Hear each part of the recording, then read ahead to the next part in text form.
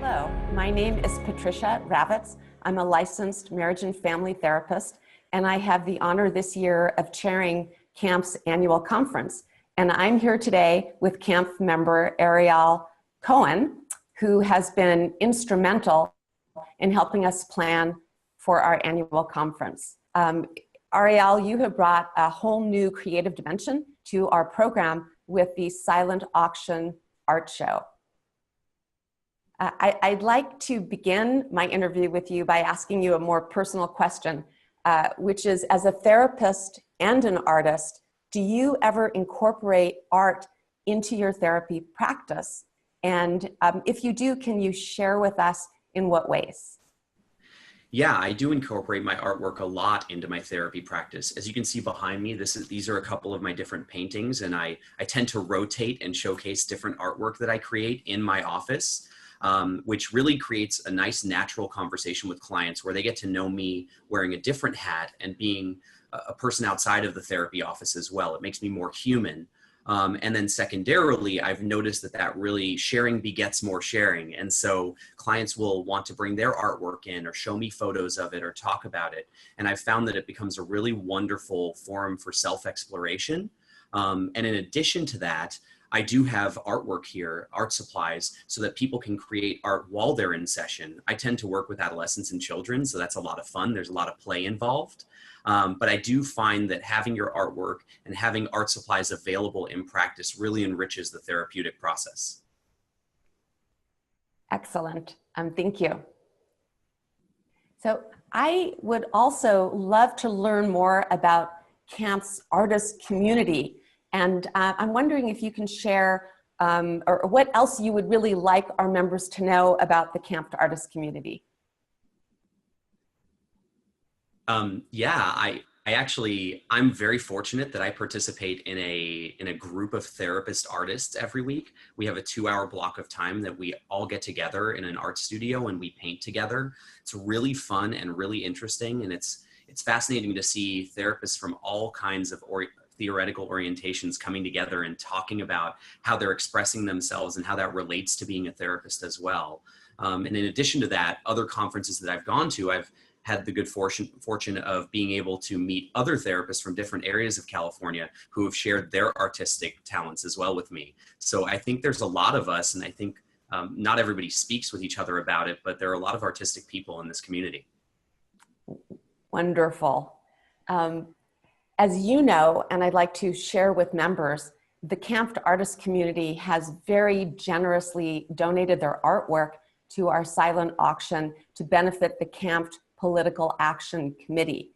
CAMP's PAC is the advocacy arm of our association, and it works to meet the needs and the interests of MFTs and all of the people that we serve.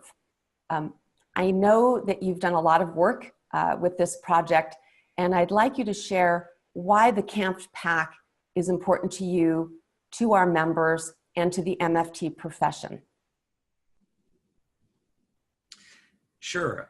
I've been involved for several years now on both the chapter level and now more so in a committee function on the state level. And I've had a chance to see how important it is to think outside of the therapy office, so to speak. A lot of us spend so much time with clients and doing what we're passionate about, which is helping people throughout their daily lives and how to be healthy and happy and navigate their relationships. And what I've learned is that as important as that is, there's also a need for us to look on a more macro level at how the community at large, our country, our state, looks at licensed marriage and family therapists. And I think it's so important to have people like legislators and politicians who understand what we do and can help advocate for what our needs are professionally, which then trickles down to helping the community with their mental health needs. So to me, I think that it's something that's really important to support and really, really important to think about on occasion and to think about how we can contribute. When I was given the opportunity to pitch this idea of doing a silent art auction and then the idea of connecting it with a PAC fundraiser, I thought, what a genius idea, because it's sort of a way to support both the arts and the MFT profession at the same time. And I love that. So I'm really excited to see all the artwork, and I would really encourage any members who are going to be at the conference to attend the Camped Pack fundraiser lunch, which is going to be on Saturday of that weekend, April 28th, because you can learn more for yourself about what they're doing currently and what they've done in the past. And that's always helped me appreciate much more how important it is. Thank you, Ariel. I am truly thrilled that this year we have Jessica Jackson Sloan as our guest speaker at the Camped Pack Luncheon.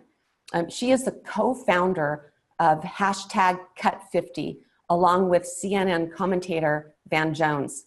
And Jessica is going to be sharing with us how MFTs can play a vital role to advocate for mental health treatment for incarcerated youth and adults, rather than what we are seeing now, which is that addicts and those that have mental illness are often being funneled into prison rather than receiving the treatment that they really need.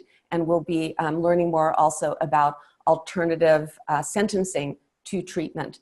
So I hope that you will all join us at the PAC Luncheon to learn about how MFTs can help increase access to mental health care and create healthier and safer communities. See you there.